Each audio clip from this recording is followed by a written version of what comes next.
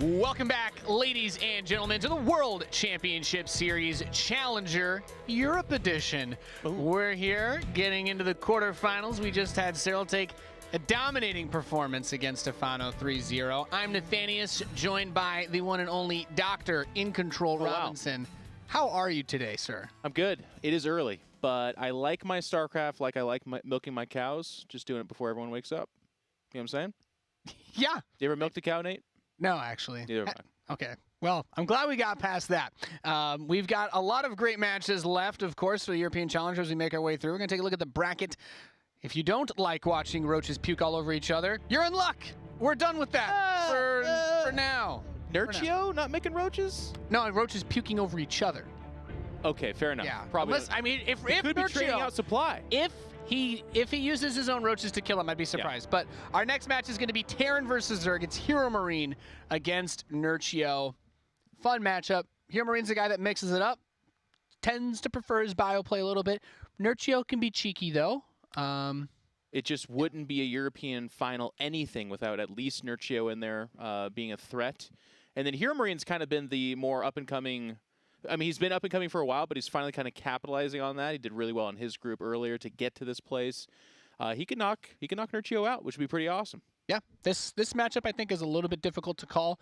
Nerchio's consistency has been shaky. I think HeRoMaRinE is a consistency-wise much more shaky player than Nerchio. Yeah. HeRoMaRine's highs are pretty good. He is not like the guy that's winning the big tournaments outside of Germany. So I still personally like to give a bit of an edge to Nerchio in this match, regardless. But yeah, but has he won some Meisterschafts? Some Meisterschaft? He's won a few of those. So. Yeah, he's got a few of those in his bag. So I don't think Nerchio has won any Meisterschafts, actually, now that you mention it. I don't think he has. And without a Meisterschaft, what are you? You're Meisterschaftless. Did you know that? Well, I'm glad to have you here in control. There's nothing that could wake me up at this hour more than having you at the desk. Someone's got to. Yeah. It's got to be done. We're going to start the series off on Catalyst. It's Terran versus Zerg. Terran versus Zerg has just been interesting. I mean, a lot of people who talk about the patch that's coming up next week, but I think for people that tuned into GSL last night, there's a whole lot of ways you can play Terran versus Zerg at the moment. For the long game, the painful games on Backwater, we could get some really painful games potentially. Since it's best of 5, I imagine that we'll probably end up on that one. I do enjoy that there is that mix-up right now. It still seems that you are going to scout. And then after that, the follow-up is kind of what changes a little bit. I'm enjoying that. And actually, it's Nerchio, too, that's always played the more defensive game. And I feel like that's strong in the meta right now. A lot of Terran players do want to get towards perhaps Ravens, for at least for right now, and go to that late game. And Nerchio's made a lot of money in that late game. Yeah, and Nerchio are trying to get inside the head of his opponent. We've got our lobby set up. He's a fan of the poo emoji, one of his personal favorites. Who's not, though? Who's not? Yeah. Yeah, they're talking about their favorite soups as well. He built a pyramid, apparently. So I do think that's a really good point. Terra versus Zerg right now is about as dynamic as it's ever been. There are so many things you can do. The 2-1-1, you can open Hellion, you can open Banshee. We saw last night double Banshee. People still do the fast armory attacks with Cyclones. Ghosts make their appearance more than ever, I think, in the matchup. Yep. It is fun, but this is single elim. I like that. I like this format that we're doing. It's best of 5, of course, as we saw in that first match. There's nowhere else to go. Stefano gave his best effort against the monster that is Cyril, and now this is a more evenly matched up matchup, but still lose here, and you're not going to Austin. That's a pretty big deal. Yeah. You are? Are they going to Austin, though? Are they, though? Is it top 4? So the regional champion, the champion themselves gets a seed into the circuit event. But we're loaded in here to Catalyst. Our first player in the bottom right, our blue Terran from Germany representing Mouse. We have HeRoMaRinE.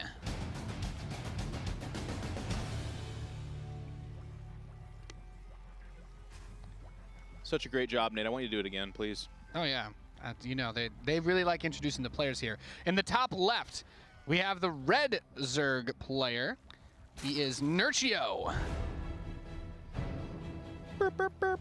Beep, burp, burp. With a picture of himself. He uses his own portrait. Man, that's I don't blame him. You know, I've seen some of those casters that stream in Control, and they use their own voice packs while they play the game. It really does. Seriously, sick to my stomach. You know who doesn't? Who doesn't do Rotterdam. Rotterdam, no. Doesn't have a voice pack. But if he did, he'd still use other No. people's voice packs. I think every game he alternates between yours and mine just because he's just that nice of a guy. Spreads it around. Yeah. What a guy, that Rotterdam. He's probably, you know, it's like that really old, crappy Scooby-Doo movie where it's like only the pure of heart can do this. And Roddy would be the only one. He'd be the only one that could stop the evil monster because he's the purest of us all. He's detoxed themselves.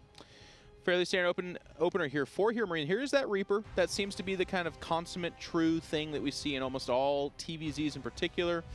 Even maps I've noticed where there's not a hop-up point, they'll still get that Reaper because it's just so important to make sure that you can get that CC down on the low ground, but also just really gauge what your opponent's doing because like Nate was talking about, the matchup's gotten dynamic, and we're talking about Terrans and what they can do, but to be honest, it's not as dynamic, but it still is shaky on the Zerg side. There are players that will do that Roach Ravage or timing attack. Again, GSL last night was a good example of this. We saw kind of everything in those matchups. You can go late game Broodlords, Ultralists. We saw Lurkers. I mean, everything's fantastic. We are still seeing a lot of Hydraling, Baneling that does seem to dominate the meta. But it's kind of fun because right now in StarCraft 2, when something dominates the meta, usually what ends up happening is there's like only one response that you can do. It's not really the case. You can kind of do different things against it. Yeah. So the Reaper's going to come across the map. We see that initial poke begin. But I really like that you bring that up, though, because outside of a few of those very heavy early aggression builds, like that Ling Ravager build that you just mentioned, the Terran player is usually the one, because of the number of different openings, that really determines how the game starts. And here we're seeing an interesting play from HeRoMaRinE. He's going full. He's trying to remind Nerchio of his old nemesis, 4GG. Oh, he's like, I'm just going to get 3 command centers so fast that if you don't scout this and go for some really fast roach attack, I'm going to have a runaway economy. And the other benefit of the Reaper, you talked about even on maps where you don't have the cliff to jump up, you still want to get it. Yep. And it's partially because of this, is if he can box out a drone from getting to the third, I say that as the drone sneaks out and gets to the third base, but if you can box out that drone and delay it a little bit, it is so nice because we have that third orbital will be done in time with this hatchery. So he started it a little bit earlier. He still has to transform it when it finishes, but now he's got the Hellions, he's got a little bit of map presence, and if he can get these out till they creep, there's a lot that you can do here. But the Terran really dictates where the game goes, because if he opens with Banshees, it's a completely different response to going straight for like a mine drop, which we do see Terran players do versus Zerg, and there's a lot of different choices here for his build, and it looks like we are going to have that Banshee come out. It's going to be that Banshee. I'm going to go ahead and put on my critical hat for 1 second here and just say that, especially last night, we saw a lot of this in the GSL, but it's very common. And a Sacrificial Overlord will go towards that spot where we see the Barracks Factory and Starport, and that's where the command center is. So I'm a little bit... You know what? Look at the intelligence of this commentator as that Overlord rips in the direction that I'm talking about. But it does have a chance at seeing the command center as well, and that kind of gives away too much. Whereas if you put that command center at the top of the base, nobody's sacking from that direction these days, Nate. Nobody. Now, what's really nice, too, with this Overlord Scout is that he sees the barracks in production. Because the mech threat is extremely real in this current meta of StarCraft 2. For a Zerg player, seeing those barracks is like, that's it. You can actually write off half the things that you might have been worried about earlier in this game. You're like, okay, well, I'm not going to have to deal with Cyclones, no Hellbats, nothing. It's going to be stim at some point, and it's actually going to be a late stim attack. Nerchio can say that. Well, everything's late, yeah. Because he opened with Hellions, and he got the third command center. Did he see the command center, though, Nate? He did. He did? Well, you were just talking about the things he can cancel out. I mean, that even shrinks it down further. Like you said, things are going to be late. It is bio, but right now Nerchio gets to say to himself, all right, there's going to be a Banshee or two, but that too has kind of become something that Zerg players inherently, they're not being caught off guard super bad by that. Like it's the nice thing about the Banshee is its durability and mobility, so it can get around, pick off a drone or two, be annoying, stop a fourth base from being super effective, that kind of thing, ideally. But this is not what it used to be, which is like, oh my god, I'm not prepared at all for that. And it kills 25 drones. So all of this slowed down a little bit. I feel like Nerchio should aggressively go towards a fourth base and really power it up. We shouldn't see any attack units for a little while here. Yeah. I mean, you got to think about it, right? He saw the third command center, but it was at a time where he wasn't really a lot he could do about it because of the builds that they both opened up with. So he's like, I'm just going to power up. Hydraling Bane is good, especially versus bio. Yeah. And it's going to come down to a lot of, and you know, we keep talking about GSL because that's what In Control and I were doing last night. We watched GSL. That's right. We did it. We care about StarCraft, guys. Oh, we shouldn't say the names of matches. Oh, trying to hold it in, Oh, did you almost spoil? It's like that one meme, It's like when you're a vegan and you haven't told anybody in like 20 minutes. It's like when you watch GSL and you haven't reminded everybody within 5 minutes. Yeah. My What's blood even the pressure's point of rising. watching it at that point? Yeah, really. So there is that fourth base at top right. I think it's a little bit late, but I kind of like that Nerchio is really powering it up, and he's going to stay on his half the map. The creep, of course, is always phenomenal for him, but if you can see, he's just comfortable saying, I think you're still going to do something along the lines of that 16 Marine drop or something, and I'm just going to really have the force to put this down. So I'm a little bit... It's interesting HeRoMaRiNE's going for this. If he gets a cancel here, that's a pretty big win. Yeah, he should have. I think he saw the Ling that spotted the drops, but there's not creep over here, so he can kind of get away. Gets a tumor. That's not much. Nah. Not with this many queens out here. What is nice in being won by this, though, is he's starting to go ahead and mine up that third. It's not being harassed. I do like that he has the Hellions over there because Nerchio very famous for his Ling run bys. Additional factory going down, Nate. Is this double tank, I suppose? Yeah. I think the general way that a lot of players try to deal with this is you get a big Marine tank push. Something along the lines of like what you used to see in Wings of Liberty. Yeah. Where you make that big march down the field and you're basically like, I'm going to try to kill you before you switch out of HydroLing Bane. Yeah. Because if you don't switch out of HydroLing Bane and I max out on Marine tank and my tanks aren't caught unsieged, 7 or 8 siege tanks are going to blow this army way up. Like, you're no contest. So you can mitigate that with surrounds and, flanks and whatnot. But HeRoMaRiNE is going to be building the army that should win the straight up fight later on. And now you have a little bit of that pressure to try and get things going on HeRoMaRiNE's side. You have to be really cautious about this because those Hydras, they are going to be a big threat. And we see Nerchio is really starting to power up. He's getting a lot more Lings out of this army. Perhaps ready to try and test the tank count. Yeah. It's not usually the Nerchio way. We'll see if he does end up doing that. He's going to take the 5th base to the center of the map, as that is kind of what the map dictates there, is the normal base to take. Really nice for Nerchio is that all these bases are fairly interconnected. If you can get to the main, that can stretch the army away from perhaps like the 4th base, top right. But other than that, you're mostly kind of congealed towards the middle, and it makes for a very solid defensive map, which goes towards Nerchio's style very strongly. He's going towards that hive. 2-2 upgrades there, now getting the 2nd melee upgrade, interesting to note, which does translate well to like a greater Spire later, or Ultras. Actually, I think he's more of an Ultra guy than I say that. Yeah, the hive is almost done. These Lings and Banelings wanted to go for a bit of a counterattack. Oh! The tanks were ready back home, and they actually run past those Marines. I almost got a few of the Banelings there on the way out.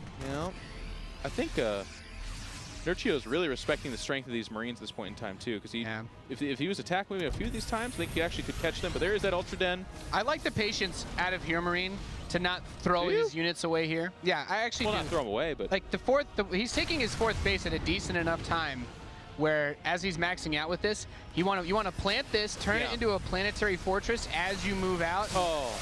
Loses one of the tanks, but he gets a couple of very good shots off on those Banelings. We have the double drop going into the main while he makes his big assault. Nerchio's out of position. This is very it's just not like him. He's now moving over there. Lings are going to run in here, but there's already Hellbats, some Marines and tanks there. I don't see this run by being very successful. You mentioned that earlier in control. Those Hellbats, so nice. Even without Blue Flame, they still get extra light damage because of the +1 attack upgrade that they have. So really nice defense. He sees the Ultra Den, and imagine that he finds an opportunity to actually snipe this with his Marines dealing insane damage against these Zerglings. Now that 3rd base has been ravaged SCV-wise, but he's not going to lose any of his infrastructure, and he's still going to be able to push towards this center base. How many Banelings? So there's the Banelings. Now the whole army moving over here. He's going to lose that base for sure. This is the time for HeRoMaRiNE to do something, because we have 3 Ultras about to pop out. The upgrades are finishing.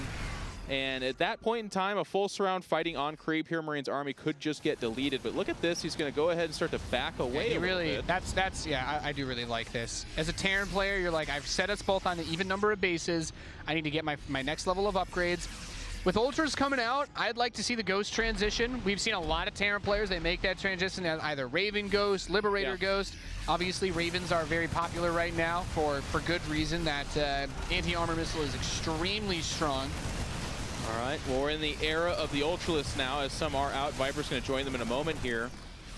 And a little bit of a mismatch on the upgrades for our Terran player as he just gets 3 attack upgrade going. But here comes that fight coming in from a couple of different directions. The Ling's getting a full surround on the left flank.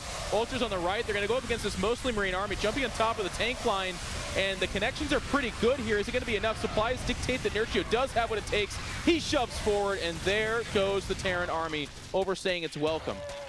And right there, really good transfuses as well to let those Ultralists eat a few more shots. That one that was very close to dying had quite a bit of its health restored in that fight. So Nerchio making the most of the units that he has, allowing him to rout this army. And the double siege tank production is still good. It gives you that anchoring point. Yeah. But Marauders are coming in, and you know what? These aren't the Marauders that we're going to have a few days from now. So the Ultras can push through these bad boys. It's actually crazy. I'm like already in my head. I'm like, man, this is going to, like, this fight is so different a week from today. But there's a lot of times you can say that in StarCraft, though. yeah. HeRoMaRiNE's going to push this back a little bit. As Nate said earlier, they are on equal bases. Just now, Nerchio is going to go ahead and approach finishing up that 5th base. It's not saturated just yet, so this is still the HeRoMaRiNE wheelhouse time, I feel. These drops need to find some purchase. They're going to go ahead, get some drones here. Actually ignoring the Queen and opting for the drones instead. I think that's a pretty cool choice. Yeah. Good focus fire down on those workers as he's just trying to trim the fat a bit. That Viper is there, can just duck the medevac if he were to get away. So he's going to unload the Marines, try to get something for his money. Not bad. Distraction card effects for sure. Spire is being added. I imagine we'll be seeing Broodlords at some point to break the tank line, but Ghost Academy is done. So we'll keep our eyes on that as these Marauders finish up. HeRoMaRiNE going to be making that transition hopefully soon into Ghosts. There's no such thing as a bad time to build Ghosts these days. That steady targeting is so nice, but a lot of SCVs are moved over to that 3rd, and these Lings with the adrenal glands, they're going to ravage them. This is such a good run by Nerchio, and it's just such a thing that he's done to win a lot of money over his career. That's a very nice little chunk of supply that he doesn't need as part of his main army. It goes and wrecks 12 SCVs, grabs HeRoMaRiNE's army. He has to pull back a lot to even pay attention to that. And as we said, the Spire was a little bit late, but those kind of run-bys buy time to make it go from late to just on time. But here comes the push from HeRoMaRiNE. Close in supply. This is a very narrow canal. You would not call this valley-less, as Tesa said last night. This is more of an actual valley. Yeah. It's a good spot for Terran. Valley full. It's full of valley, you're right. Yeah. One thing I will say that I like about HeRoMaRiNE that I've noticed, maybe I like this a little too much. He's done a really good job of keeping the medevac count up. I think about a lot of the Terran players we've seen playing Challenger have run into issues of overstimming and whatnot, but HeRoMaRiNE's got a very well-balanced out army composition. The only thing that is missing from this is the Ghosts, but perhaps he doesn't want to have to micro them just yet. Another big Ling run by is going to come by from Nerchio as he makes his way into the natural, into the 3rd base again. Wow. And one of those, so HeRoMaRiNE's doing a good job of like minding both, but you're just going to lose stuff. And these Lings are actually so deadly they can jump on the Marines and get a couple of kills there as well. And that is HeRoMaRiNE's economy. He's got that middle base, he's got the push, but he's one bad fight away from not being able to rebuild this. There is no bank. His income is, it's okay, it's not terrible, but he's just kind of living on that knife's edge right now. Yep. He's got other forces ready to run in when this army approaches as well. He has to be so cautious. Some corruptors are going to come out. These units running into the Liberators, though, they're just actually living getting there. a lot of damage on those Ultralists, but he's trying to hit them from several angles at once. I think HeRoMaRiNE should have what he needs to push this back. Just because he ran through those Liberators, there's enough Marines and Marauders to clean up these hefty boy Ultralisks. And they are going to get cleaned up. And here comes the full force of HeRoMaRiNE. Army supply is up somewhat, 30 army supply. And Nerchio's in a great economic position, but how long is that going to hold as Lings are going to come out here now? And in the chaos of this fight, without the Liberator coverage, this could be where maybe Nerchio can mount a defense, but he's going to have to pull something out. Charging into those Liberators before the Corruptors came out. Man, they really put in a lot of work on those Ultralisks at the front of the line. And HeRoMaRiNE plays this beautifully. Oh, wow. Liberator sitting pretty at 17 plus kills now. And this base is just going unannounced, basically. The Corruptors doing what they can to trim down those medevacs, but there's just so much damage coming in. And HeRoMaRiNE is withstanding the repelling efforts by Nerchio. 50-some-odd supply advantage. Finally, the Liberator will die. But I think this was a bit of a mortal blow as that Bioforce is now making its way to the right side for a cleave move. Nope, it's going to pick up and back away. Corruptor's now getting on top of some of those Liberators, but what a nice fight for HeRoMaRinE here. Yeah, really well played so far out of HeRoMaRinE. He's managed to deal an insane amount of economic damage to Nerchio. The Ultras are going to come out and try to fight this, but off creep, he should be able to kite these to death with the Marines and Marauders that he has, since there's no Ling support, no Baneling support. GG, HeRoMaRinE takes game number 1 in this best of 5. Nice little back and forth, but it, you know, like so many times in TvZ, it did come down to that one big engagement. And Nate, I thought you pointed this out pretty beautifully, but we've all been there. We've all done that thing where you're like, I've got a good surround. It was like a 3-prong attack. That is what you want to do. But a solid prong of that was sustaining itself below Liberators. And I don't care what you got below those Liberators, they will kill it unless it's buildings. If you land a command center and start building a planetary, that's one Liberators won't help you, actually. Yeah. Other than that, though. That's the one scenario. And I think that that part of the attack also came in a little bit before the rest of them. So it was like he pretty much, his army was able to kill like those handful of Ultras, and then the Ling Flood came in from the left side, and he's like, well, I've already, like, all my units can shoot at you now. And then the Hydras and the Ultra that were on the right side just didn't get there in time. So it's tough for that map, by the way. It's not fair to just be, I mean, not that we're like picking on Nerchio, but in that game, it does come down to that fight right there, because you're killing the 5th. You push up that ramp, you're able to sever the map, so the right side, which is all your fresh bases, are now exposed. So you do have to fight there at some point. I mean, Nerchio did counterattack a whole bunch to try and be like, hey, HeRoMaRinE, you got to be back at home. Give me more time.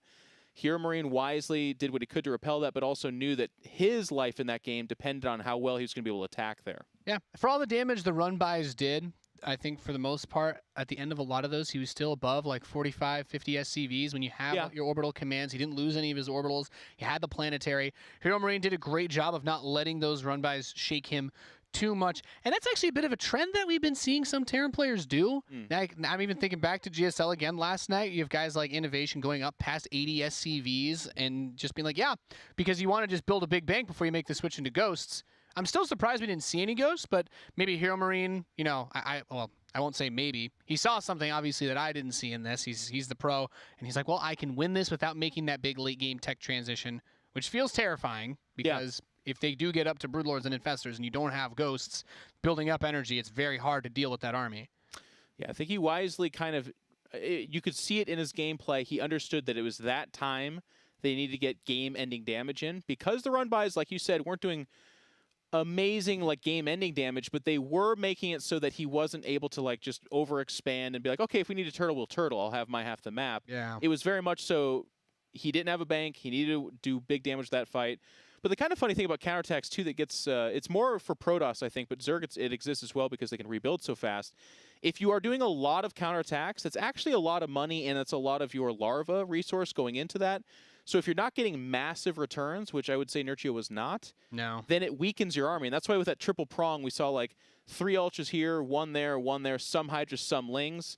They were about equal-ish in supply, but a lot of that was in stuff being remade from the counterattack. And the tanks were all sieged up as well, so it made things a lot easier. We're going to Black-Pink for game number 2 here. This is the World Championship Series Challenger Edition, as we're playing the European Championship today. One man will be crowned the King of Europe, or whatever politically correct term for. Let's get him a belt. If they do that. I mean, I don't know. Maybe they'd prefer to be called like Chancellor or something. Whatever. Oh, it's Europe. You're right. Yeah, whatever floats their boat. It could be. What is the P one? A Prime Minister. Prime Minister. Sometimes they get weird over there, man. Yeah, they got too many. They really do. We are here. We're loaded in the bottom left, leading the series 1-0 is HeRoMaRinE. Gabriel Sagat. Did you know the character from Street Fighter is based off of him? Sagat. Yeah. I heard one of his skins actually has HeRoMaRiNE's really cool glasses as well. Yeah. His opponent in the northeast, our rebel athlete, he is Nerchio. Very cool. And Artur Bloch. Yeah. He does not have a Street Fighter character named after himself. Not a Street Fighter character, but he has been canonized in the lore of... Here we go. No, I don't got it. Okay, it's okay. Harry Potter is what I was trying to say. Oh, okay, yeah. Harry Potter, yeah, actually. I'll take it. Not a lot of people talk about the vampires in Harry Potter, but he's actually in there. Yeah.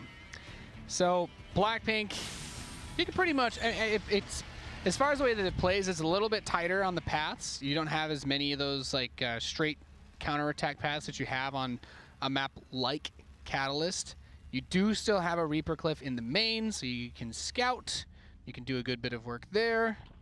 But otherwise, it's a very straightforward map. We see games play really standard here, not crazy at all. Yeah, so I think this is a map where it's pretty easy. You usually end up setting up here with a bit of your defensive line, and then the Zerg will expand to the southeast. Yeah. So you'll put most everything over here as you take this expansion, and that's when you get into the crazy, like really crazy Liberator or Raven, Ghost, super dragged out game, because it is a bit tighter than Catalyst in terms of where your expansions all go. Yeah. This is the game that, for me, we're most likely to see a cheese from Nerchio. I feel like this is the time where he would be... He said, okay, you got a cheeky fast third CC on me. Probably not repeating that. But something tech-heavy with like a starport, as we're seeing that get put down. Or no, that is a... Yeah, that's a starport. But Nerchio is also the kind of guy... And this is what's kind of funny about this series. I think it's HeRoMaRinE that's going to mix things up more often than not. Nerchio tends to also...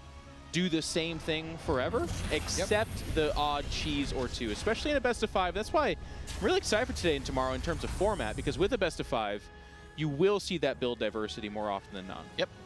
And I kind of like this out of HeRoMaRinE. He went for a few extra Marines early, got that little bit of the delayed reactor Hellion. Yeah. And he's going to go for the medevac to use as a follow-up with this. But why I like this is having those extra Marines, and since he's still building them one at a time out of that barracks, feels to me like, yeah, the armory's coming in. So he wants to use those extra Marines not only to push Overlords away, to deny this build from being scouted before he would need to build a Viking, but he can also supplement those and do a nice little Marine Hellbat attack with this medevac that maybe Nerchio won't quite be ready for. He doesn't have a Roach Horn. He doesn't have a Baneling Nest. He's going straight to Lair after Ling Speed. So if he doesn't pick up on this soon, he could get blindsided real hard by this attack. Be in a lot of trouble with that Ling. The Trader Ling runs in. The depots do get raised, but a lot of information is had. They see the tech lab on that starport, which could be a... Nope, there's the cloak. It's going to be Banshee still as a follow-up. But cool still the Hellions coming off. And actually the Overlords is just coming in. So here's the attack. We have the Marines. We have a couple of Hellbats.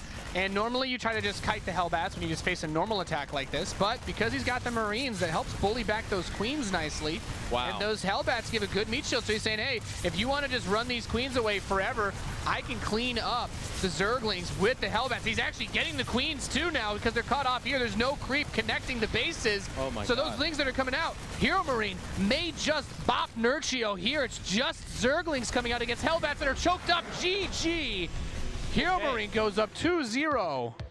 Woo! When that attack first hit, I'm looking at 3 Hellbats, 3 Marines, and a medevac, and I'm like, no, there's no way. But Nate, I thought you crafted a beautiful story there. It was the denial of information. It was the lack of scouting from Nerchio, which is a little bit something that we're not, you're not as used to with Nerchio. He's one of the best Zergs out there at like constantly knowing exactly what you're doing.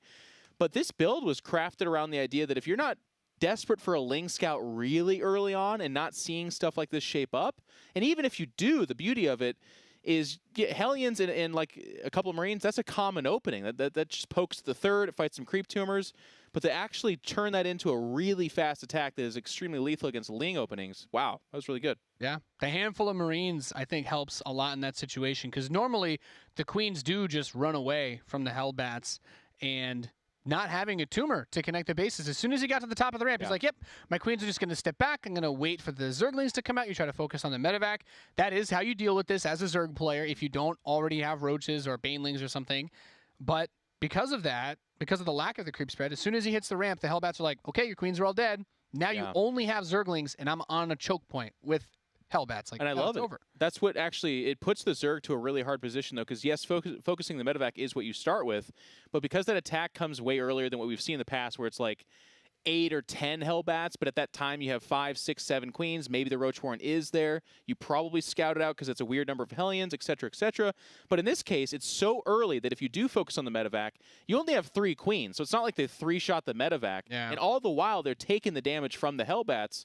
So that one boosted pullback, that was all it took. And then all 3 queens went down, and now it's Lings coming out, like you were saying. So just a very nice build from HeRoMaRinE. I like that mix-up. And I feel like it's something, like there's people watch this going, I'm gonna do that on the ladder, and it won't work as well. Like, of course, it will still work, but I feel like this is something you do against a player like Nerchio in a best of 5, where you're pretty sure that the way he opens is not with a Roach Warren. It's a lot of Lings, a couple of queens, and that attack timing is great. This is a good bot build versus someone who doesn't invest in that early tech, I think, because usually you do have a much later attack, a minute or two later, that has like maybe 6 or 8 Hellbats with a Banshee behind it, or just queens forever, like Snoot. Tends to have like 5 or 6 queens at that point in time as well. And then this attack, not as good against him, I think. Yeah. See. But Nerchio, I think another thing that's important to note is he did kind of go for that lair a bit fast. So he knew that he was playing with fire a little bit in this game. Nah. Did you mean to do that? Oh, because of Hellbats? Totally, yeah. Yeah. I'm just that good. good. That was really good. That's next level casting right there. Oh, yeah. That's the kind of thing that could land you next to Monte Cristo if you keep that up. You understand? Oof. Well, a boy can dream. Man. A boy can dream. Whew. Anyway, the next map is going to be Neon Violet Square. I love this map for Terran against Zerg. This map is really hard to do run-bys on. Despite how big it is, the way that the map is laid out with that back base, as a Terran, you always want to expand forward anyway. You're not trying to sprawl out around the map. So I think this is HeRoMaRiNE's playing really well. The opportunity is here for him to make it happen. It'll be a little bit tougher to play the bio because it's a bigger map and you got to push further. But we'll see what happens as we are loading in now. Nate, please introduce these players of these series. Please. Should I though? If you don't, this producer is going to lose his mind. In the top left, the blue Terran player. He's up 2-0 in a best of 5. Ladies and gentlemen, it's HeRoMaRiNE.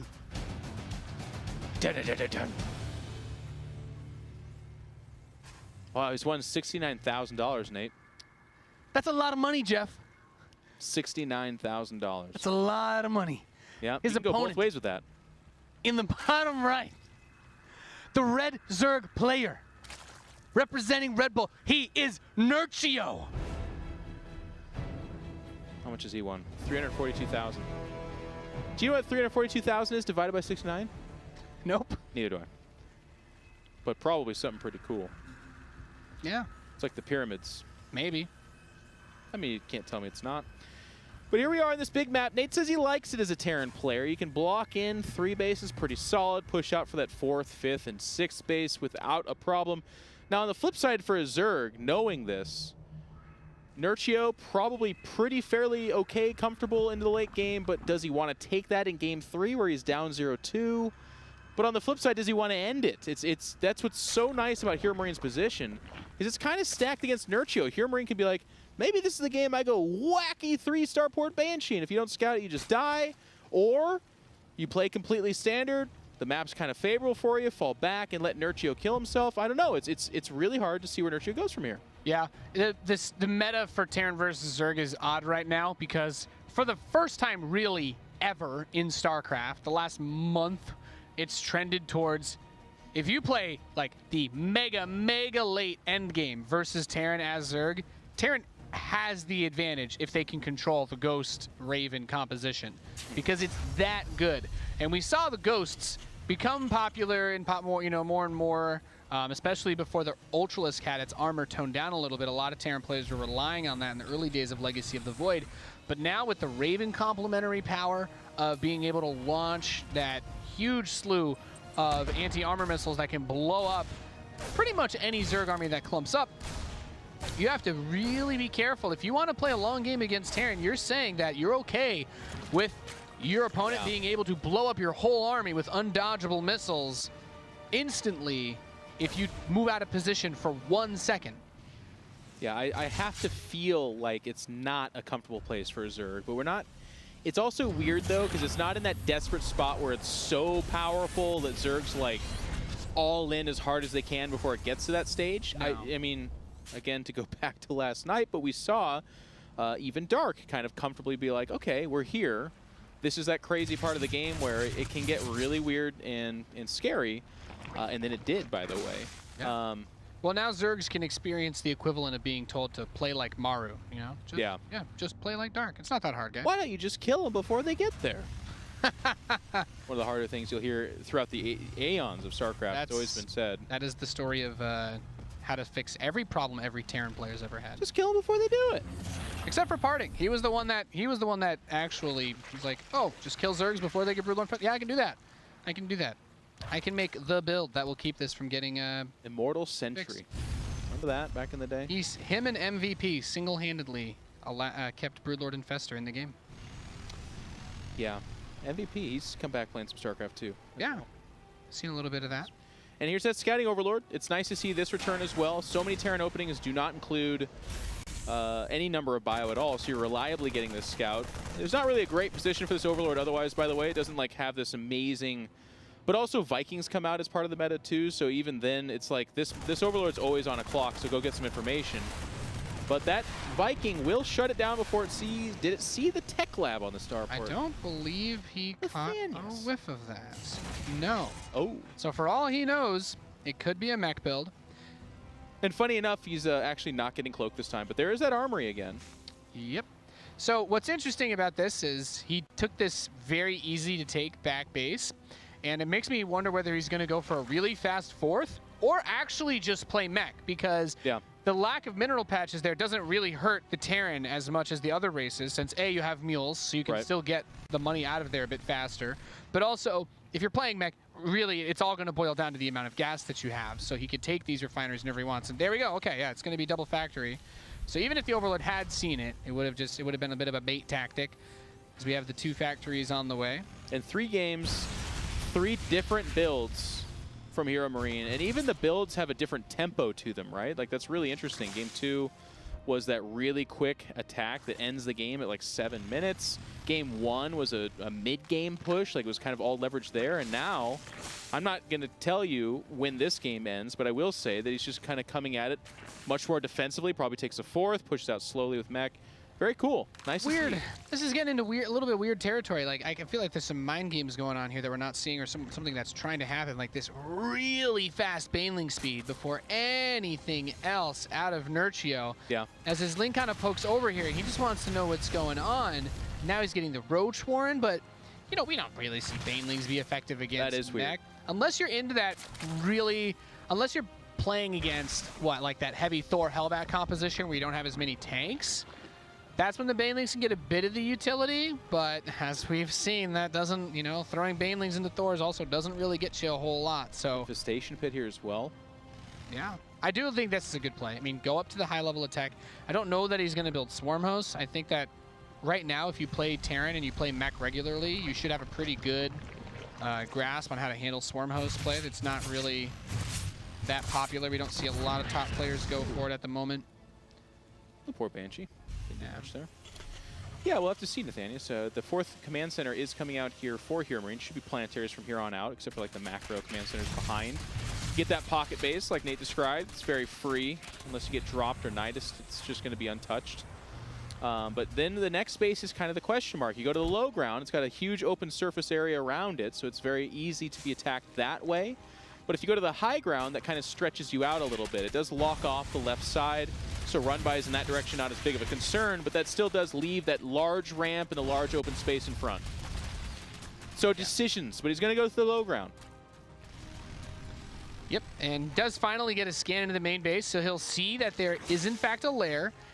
And it can be kind of confusing when you see the infestation pit and not a hive, because you're like, well, is he just going to go, is he getting Swarm Hosts? Is it though? Like, I don't think that Swarm Hosts are like the threat that they used to be, mostly because you don't have, they're very slow off of creep. Yeah. So you have to really babysit them and be very careful. And if the Terran scouts it, the best response is really you just build like 30 Hellions, because all their supply is in Swarm Hosts and nothing that's good against Hellions, and then you would just bully them and take map control. I hear you, and for me, it's not as much that they're slow and that Hellions are good against them. It's more that he's only on 3 bases. He's double expanding right now, and his army is not super impressive. And he's building, he's like just building Swarm Host right now. Yeah, there's no so backbone. If this goes poorly, like if he does find himself facing 30 Hellions and Hellbats, and then that gets pushed back, the potential for HeRoMaRinE to just come in with a few waves of tanks and those Hellions and just end the game is actually there. So he should see now that there are Swarm Hosts on the map. We have a couple medevacs being added into this, which Drop, I interesting. suppose? Yeah, could do some Hellbat drop things. When you're playing against a comp like this, I think it's important to try not to keep your, be careful with how and where you siege those tanks. Trying to hold the high ground here is really smart.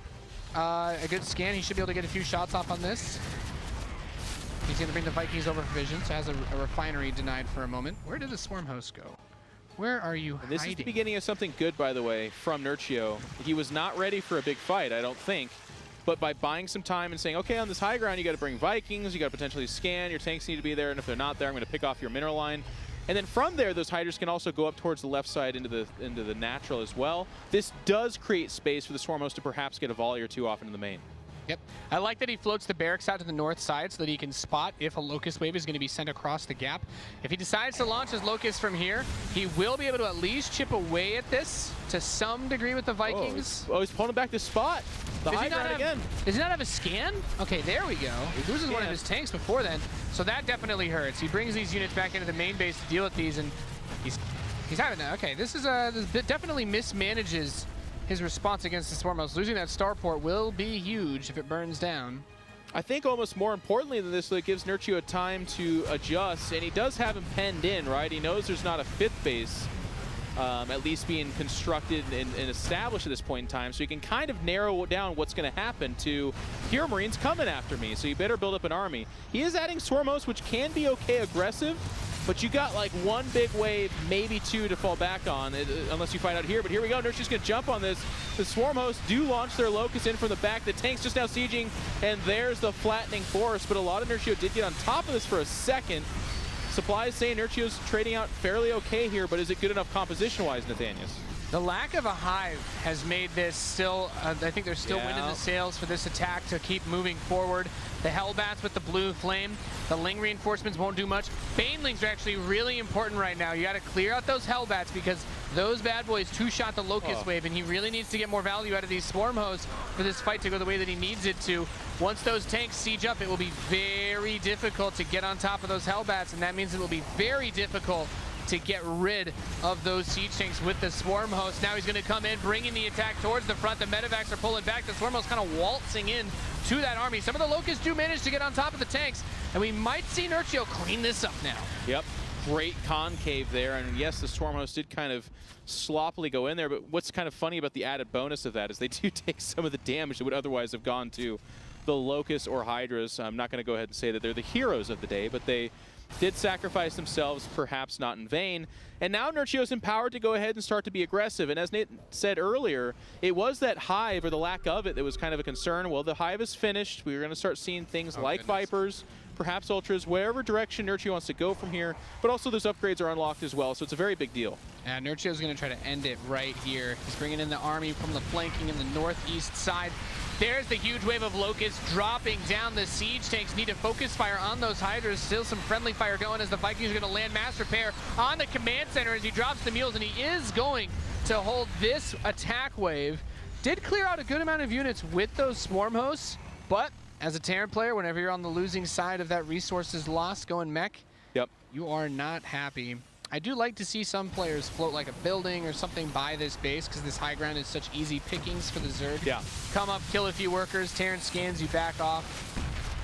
At this point in the game, I'd actually like to see this barracks floated over there just for the vision. Or make another one. It's just $150, man. Why not? Yeah, to not get poked there anymore. Well, the new concern for HeRoMaRiNE as well is that he is, he held that attack. He was down a 60, 70 supply deficit, is able to repel it. That's nice. But he's still just on these 4 bases, and the lurking predator that is Nerchio on the outside is not allowing him the space to consider a 5th just yet. So we're seeing the transition from our Terran players. We're going to start adding Ravens. That is the Turtle God unit. If you're not going anywhere too terribly fast, the Raven is your friend. Yeah. This is still a really stressful situation for HeRoMaRinE as the Locust wave comes in. Too early of a fight? And for HeRoMaRinE. Yeah, these tanks are able to get some shots off, but really, he needs to have you got to have the army hugging the planetary at that point because you need everything to defend against this, and he just doesn't have enough. We're gonna go doing we're not gonna have another 3-0 here in control as HeRoMaRinE taps out GG. Nerchio is gonna get himself on the scoreboard. Great tactics by Nerchio, poking and prodding at the high ground behind that base to kind of keep him concerned. And it was looking a little touch and go there, but buying that space and then allowing for the double bases to go up. So he went from 3 bases to all of a sudden 5. Yeah. And it felt like you could really see that production just swell up and become a factor. The late Hive Tech would have been a concern, but I feel like the lack of information from HeRoMaRinE to be like, I'm going to push out into a guy that's not on Hive yet, which means he has to be maxed, he has to be just trying to fight. Whereas if he sits back and kind of trades out things like his Hellions and stuff like that for the more, the better late game stuff like Ravens and Thors and tanks, then it kind of, I feel like it becomes hard. All of a sudden, Nerchio's maybe fighting into, you know, a wood chipper, basically. I would have liked to see a little bit better target firing with the siege tanks. One of the most powerful abilities of the Swarm Host is not just that the Locusts do damage, but they land on your stuff, and then your tanks. Same thing that makes Charge Zealots good, right, when you're using tanks. But in a situation like that, the Hellions were not really on top of everything. He pulled a lot of his forces back into his main to deal with that one Locust wave, and really that one wasn't too bad because he ended up saving the starport at the end. But you need to play a very specific way against that. And for the Zerg player, when you can take a big fight like that, you're like, all right, I lost my Roaches and Hydras. That fight wasn't bad in the middle of the map. He lost a lot of the tanks, but when he kept pushing, and the Zerg's like, this is what I want. It will take, your reinforcements are not anywhere near, so I'll send another wave of Locusts, and now your army can't just blow through it. A maxed out mech army like that, if he just waits for another wave or two, he'll just blast down that, like, the Banelings are really all that you're worried about, because then you don't even need to siege the tanks. But, yeah, the next map's going to be a Biogenesis. It does look like we're going to take a short break. When we come back, our next game here, you're watching the World Championship Series, Europe Challenger.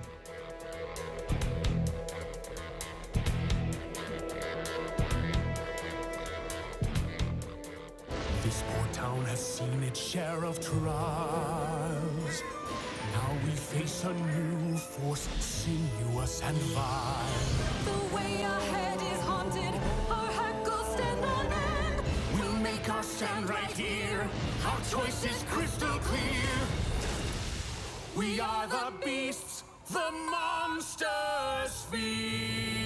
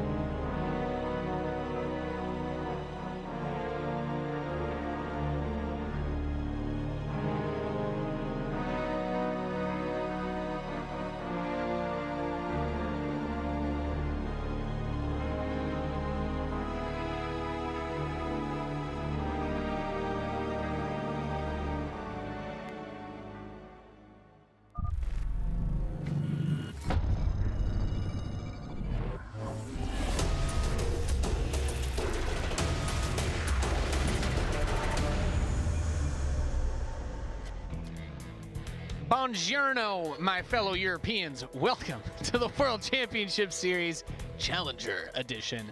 I'm your host, Nathanius, joined by Jeff Dr. In Control Robinson. And Doctor, can you dissect a little bit what we've seen so far here today?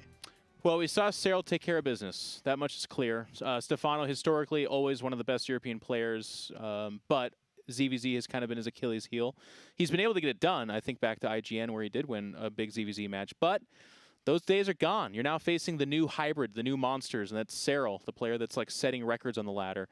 In the second series, which we're currently in, heading into map 4, we're seeing Nerchio fight for his life against HeRoMaRinE, which is a really refreshing kind of new thing. We're seeing, let's just put it out there. Historically, we haven't seen great European or North American Terran play. Really anything outside of Korea, we haven't seen great play. It's nice that now we're seeing HeRoMaRinE play a best-of-5 beautifully so far. He did just drop his last map, but he's mixing it up. He's putting Nerchio on alert. And if he can take care of business here, he'll take a solid 3-1. Or we can get all tied up and go to an amazing Game 5. And that is your update on what's going on. Thank you. Yeah. Now here's Sean Clark with the weather. We have our lobby ready to go with a biogenesis, so we're going to the small map, and perhaps now we'll see Nerchio break out the cheddar. I do like HeRoMaRiNE's play in this series so far. He has really been mixing it up. I think he's done, I think you called it out last game, he's done a different opening, a different build every game, a little bit more straight up in the first game. In the second game, he brought out the aggression that really, that kind of bopped him really on Black Pig with that Hellbat attack that Nerchio was just like, oh, this is weirdly fast. But Nerchio fighting his way back. Used Swarm Host to great effect. Kind of baited. He kind of drew HeRoMaRiNE out and lured him into a false sense of security where he overextended and then was able to smash his army.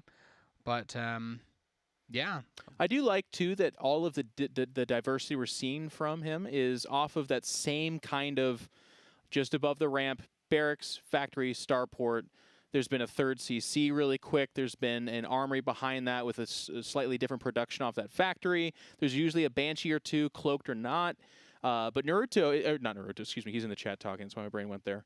HeRoMaRiNE, also a German, and they both did play Terran, so I'm not totally crazy. But HeRoMaRiNE is mixing it up, but masking it, and that is such a beautiful way to play this best-of-5. Now, as you said, this is the smaller map, and this map is classically an aggressive map because of how small it is. You don't see a lot of later games. Think of this as your bloodbath if you're a really old StarCraft player. So then becomes the question, does that mean HeRoMaRiNE really shakes it up and gets aggressive again? Or is it Nerchio with his life on the line that gets aggressive and capitalizes? Because I do think it's the Zerg, by the way, that is better apt to take advantage of this map. I don't disagree with you. If HeRoMaRiNE wants to slow it down, it's very easy to control this map because it's so small, which is the weird side effect of that. But we'll find out now as we are loaded in. This man is on match point. If he takes this map, he'll take the series in the Northwest. Our blue Terran, he's HeRoMaRiNE.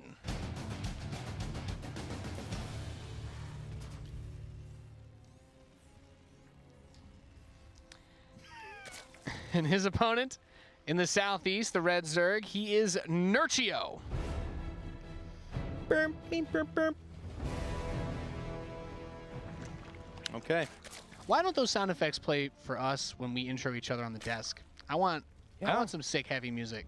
When Fear honestly, Dragon says, "I'm here with Nathanius," I want it to be like, Bum, bum, bum, bum. yeah. Yeah. Or it could be anything, What would be your thing, you think? I don't know. Like a wow, wow, wow, wow. Yeah. Just take like just the acoustic beat from like "Wake Me Up" Before You Go or something. Yeah. Just a little bit of that pop pop. Give me a little jazz hands. Something. We could have like the voice actor for like Shaggy or something like that for Fear Dragon, like Miss Fear Dragon. Wow, wow, wow. I don't. A little guitar, like a little banjo maybe. Wow, wow, wow. Yeah, I could do. Banjo introductions. You got to build up for it, and then of course what you would do for Tastosis is you would have like the Star Wars symphony descend behind it, like the floor, the You'd have wall. the actual orchestra. Yeah, no, there. the wall literally collapses in, and just behind it is an auditorium filled with a symphony, and they're actually all angels, and they play the angelic symphony. And then for Artosis, it's just like you just grab like a bunch of dry spaghetti and throw it at the wall. That's his intro sound. Yeah, that's the sound you make for Artosis. Okay. You ever heard dry spaghetti hit a wall? It's quite beautiful. I'm more of a more of like a rigatoni type guy. To be perfectly That's not bad either. Similar sound, a little bit more dense. But we are going to have that Reaper. Nate, now we've made it to the part of the game where things are happening. It's Look a how Reaper fast expand. this Overlord is. It's a Reaper expand from HeRoMaRinE. He wants to know right now the direction this is going. And actually what's kind of cool about that, as we're seeing there, is the Overlord can head back to that dome and just get on top of it and not be spotted. So there's only going to ever be one, maybe two Marines at that time. So he gets an early poke at what's to be seen there. Now what I kind of don't like about that is, I mean, what are you going to see? Maybe the craziest thing would be like a second barracks, but what do you do with a second barracks? Not anything for another 3 days at least. You're not going to see the starport at the time. So it's okay. It's kind of a free move, but it doesn't show you much. There's not enough Marines to stop him from sending this Overlord in and getting a follow-up scout, which is important. What's also really nice is you have a few Lings being made as Ling speed finishes to try and get that Reaper is. The Overlord can also see the wall from here to the natural. Yeah. So he knows that if he wants to throw something in that mineral line or up towards the ramp, he'll be able to get there. It's a big wall to ramp off. It's a big, ramp to wall off. So the opportunity is there. I'm like mixing up all my words. Big wall to ramp off. I like when other people do that because I do that. I do that all the time, man. Right, you know. Nothing to be had here, and this is a speed opening, a little bit more aggressive. And look at how fast that lair is. Ooh. This is going to be. This is a Nidus opening like you wouldn't believe, and I think this attack is one of the stronger ones in the game. It's hard to hold off. That is just such an interesting strategy. If they go Banshee, it's almost a free win, right? Yeah, I would. Oh, but it gets scouted. But the layers of the natural. Did you see that? What beguiles me about this is that you're going for the I want to teleport across the map strategy on the smallest map. So. And a Raven, that doesn't help. Yeah, Raven's not gonna. I'm telling you, Nate, this is great in a third CC. Weirdly enough, if he had to pull all of his SCVs to deal with it, and he got an anti-armor missile into the clump of roaches, we could see the SCVs do 7 damage a hit, which is what? unnatural. You say SCVs doing 7 damage a hit? Yeah, if the roaches had -2 armor, because that's what the armor missile puts you in negatives. It's the only way it's the only attack upgrade you can give workers. Well, it's pretty. That's the weird fun fact of the day. That's amazing. You'd be it's surprisingly strong at that point. Never sacked the Overlord, by the way. Yeah. And the Raven's gonna give the vision for that. Womp. What do you think they're talking about? Like the Raven just parks right in front of its face. Well, I mean, the Raven I think is like meant to be piloted like a drone type thing. So they're both kind of like soulless things just kind of staring at each other. You think it's fully robotic? As far as I know, the Raven is like it is like because there's a pilot on the thing, but it talks like a robot. So I think it's interesting. It's like a remote control. Like Google Assistant right now. You think this is like? Yeah, it'll order your dinner reservations, but you know it's you do have to kind of tell it to do that. Now I got all excited about Nerchio's opening and something. It's just Roach speed. He just backed off. It's going to be Roach speed. Or maybe there was nothing to back off from. I got excited about. I mean, it was such a quick lair. It's two hatch lair. He's just now taking the third, but he's going back up to that kind of a little bit of everything. An Evo chamber. I think he faked himself out a little bit. I think so too. Because he maybe was hoping that HeRoMaRinE was going to do like a Blackpink type build where he gets a little bit aggressive and then he's like, all right, I eat this up and then I just go across up and kill you. But in reality, HeRoMaRinE went for this crazy fast third base again, double engineering on this map, getting his stim, isolated in this particular part of the universe at this time. It's astounding. And he's gonna get paid. I think, I really do. I mean, Mass Roach is good. I don't know that it's super amazing on this map in particular because I feel like the mobility of it is part of its strength. I mean, it goes both ways. The sword cuts both ways, right? So it's like. That mobility is good, but one of the weaknesses about Roach Ravager is you can get dropped a lot, but it's harder to drop on such a small map effectively because the army can move around faster. It gets into weird territory, but I felt like HeRoMaRinE was heading towards the pain train.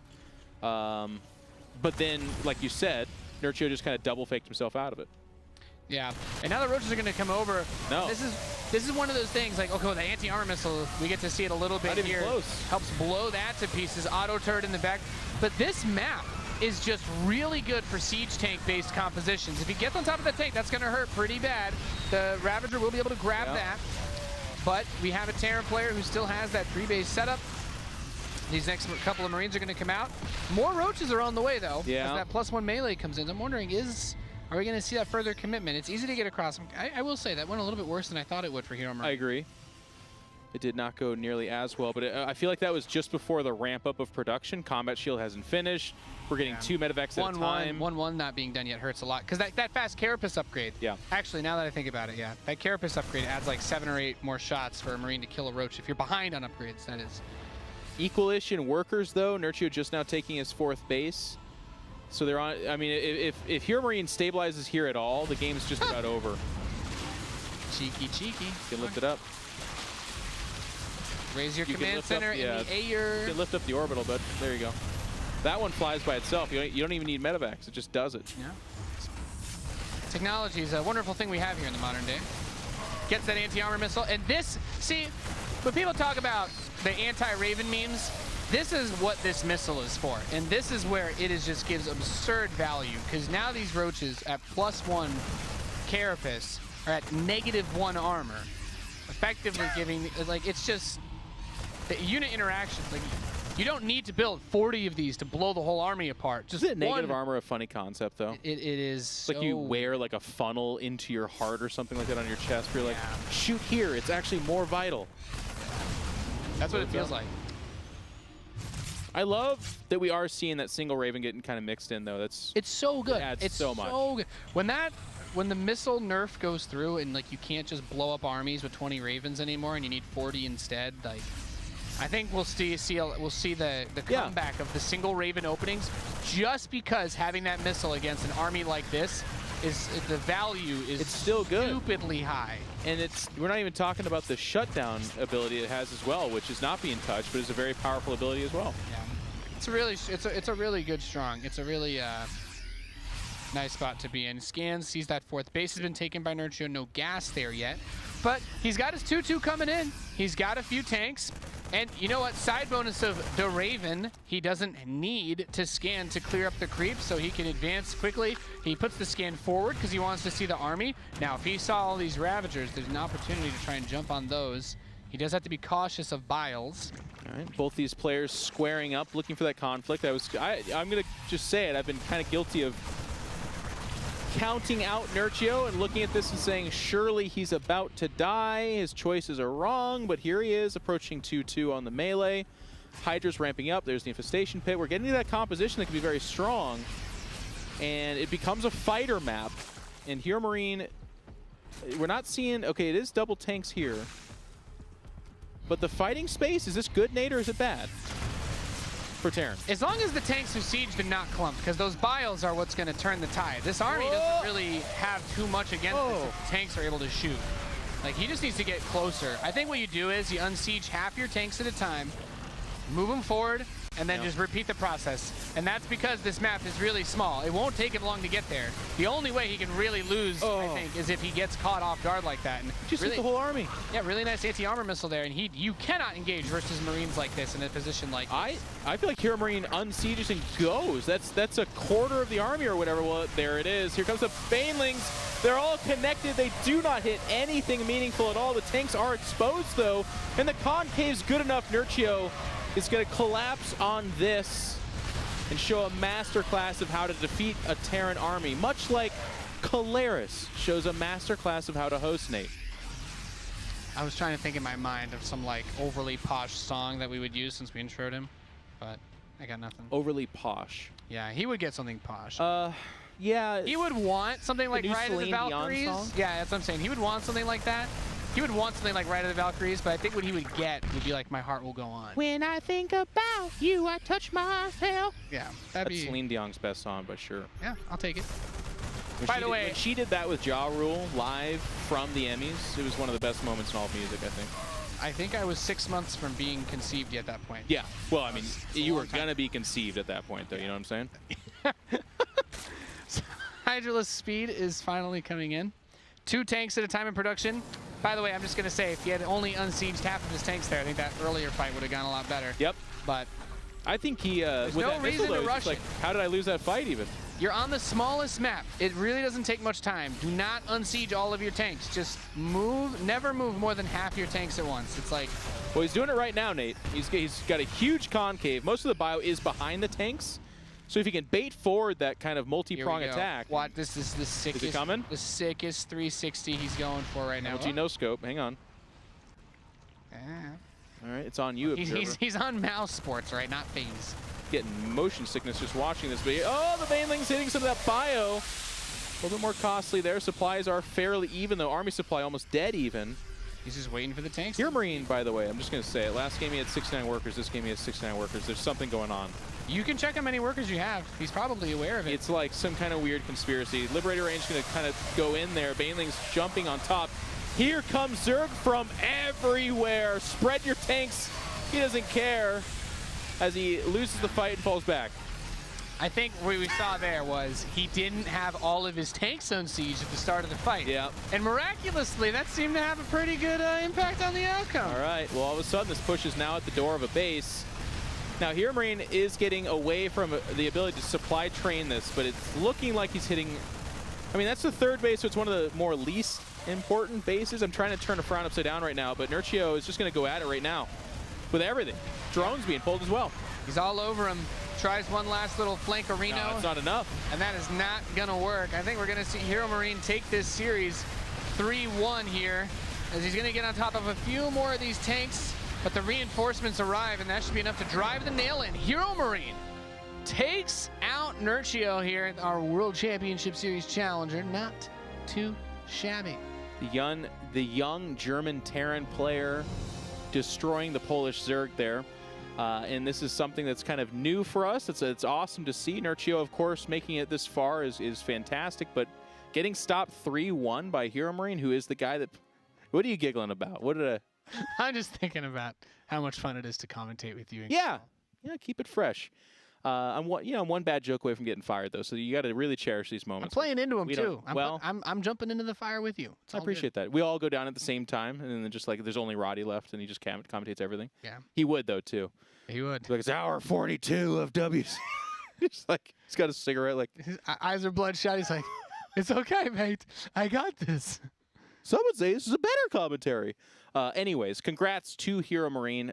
It's kind of funny, though, in these moments where it's like, hey, you beat Nerchio. Great job. You have Cyril next. And you also just did like 11 different builds. Yeah. And Cyril probably saw all of that. He sees everything anyways. So, but, I mean, that is the reality of StarCraft. There's always been that. Like, yeah. You don't not beat Nerchio because like, well, it doesn't matter. There's Cyril next. There's always a bigger always fish. some monster. And this is what I love about WCS, imagine this world where HeRoMaRinE beats Cyril in an online WCS Challenger final to go on to the finals. I mean, that's actually how you make your name. And then we go into Austin with the sickest of hypes.